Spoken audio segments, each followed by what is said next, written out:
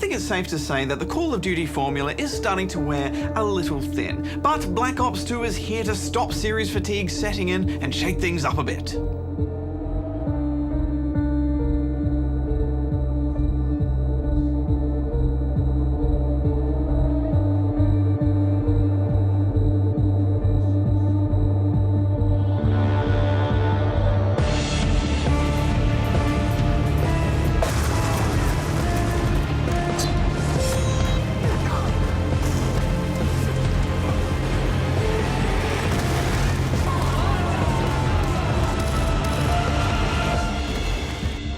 You said you'd never go back to the army. You promised me. It's Uncle Word, son. He'd do it for me.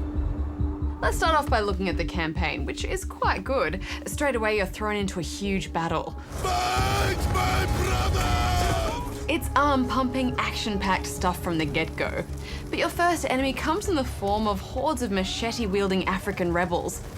That first wave of machete-wielding soldiers don't pose much of a threat, and once you and your army have dispatched them and their heavily armored friends, you then proceed to mow them down as they flee the battlefield. In fact, as you get in a helicopter to fly away from the battle and everyone's cheering, there's one guy who is shot on the ground right in front of you by another soldier, and heck, I was not expecting the game to start this way. Yeah, it is interesting because the landscape of shooters is changing somewhat. I mean, the fact is everyone loves playing military shooters, but we're also realizing that we don't want to glorify aimless killing. So a lot of games are trying to make you feel that conflict and even make you feel bad about what you're doing. But I don't think it's been handled very well here. In fact, it feels very much like they've just tacked it onto the start of the game for a bit of shock value.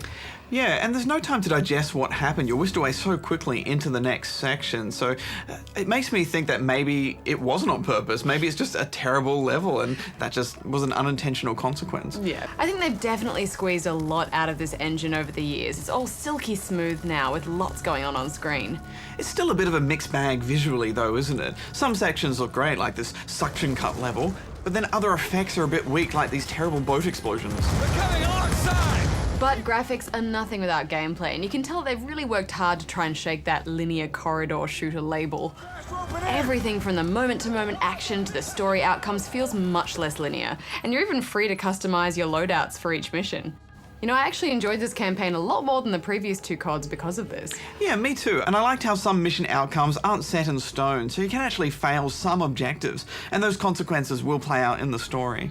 The storytelling isn't much better than we're used to though. It's lots of different characters and times and jumping about all over the place, the usual sort of stuff. Towards the end it all starts to piece together quite nicely, but even then I was still a little bit,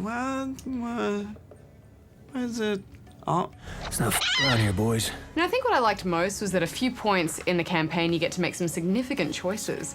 There are also Strike Force missions. Yes, now these are a kind of real-time strategy side mission where you can command a bunch of units from a top-down map or take control of any unit and issue orders from there. We're taking casualties! I like the idea of this, Hex, but I never got my head around the strategy side of things. I'd always just jump into a soldier and gun my way through. Yeah, it is a bit messy. I mean, it feels like you need to be doing lots of micromanagement, selecting individual units and moving them and ordering them to fire. The action gets pretty hectic, so it felt a bit overwhelming at first. Enemy soldiers, take them down. I love future-y stuff in my shooters, Hex, and I thought it all worked quite well here. It wasn't too over the top. There are some solid moments of future tech, like crazy climbing gloves and wingsuits, but it's most noticeable in all the scopes that can highlight enemies or detect invisible guys.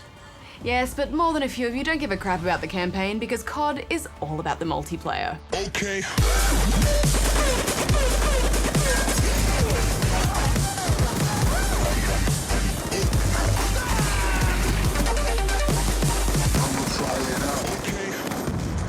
And it returns with a big list of new features. Yes, to start with, there's a new class system that adds point values to everything you select in your custom loadout. This means that while you are limited to how many points you can spend, you're now freed up to create more flexible classes than before. For example, if you never use your secondary weapon, you can now choose not to equip one. This in turn frees up more points in your loadout that can be spent on other things like attachments for your primary weapon or extra perks. As you progress through your usual unlocks, you'll start to discover some real complexity in terms of how you go about setting up your class.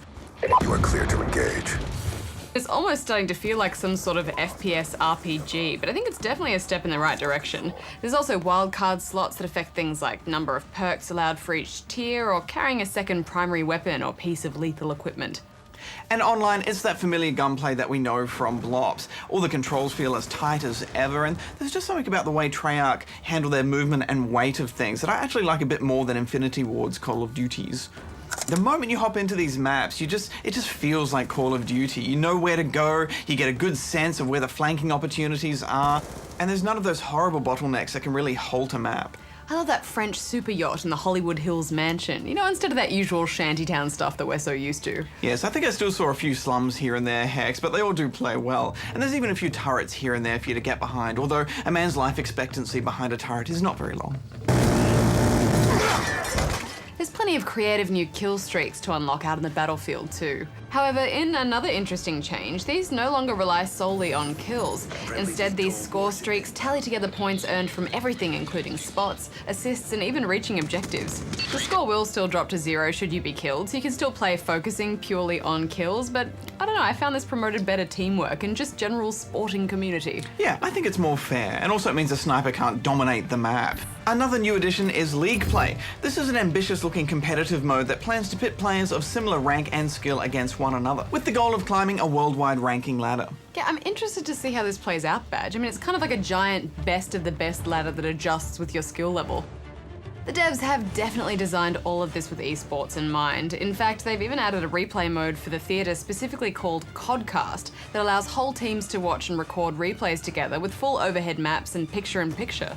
You can even live stream. Yeah, I think this is shaping up to be the most competitive COD yet. But let's not get too wrapped up in the competitive scene because we know the real enemy here are the zombies. Okay, now you're just making me hungry. There have been a few changes to zombies, but the biggest addition is the new transit mode.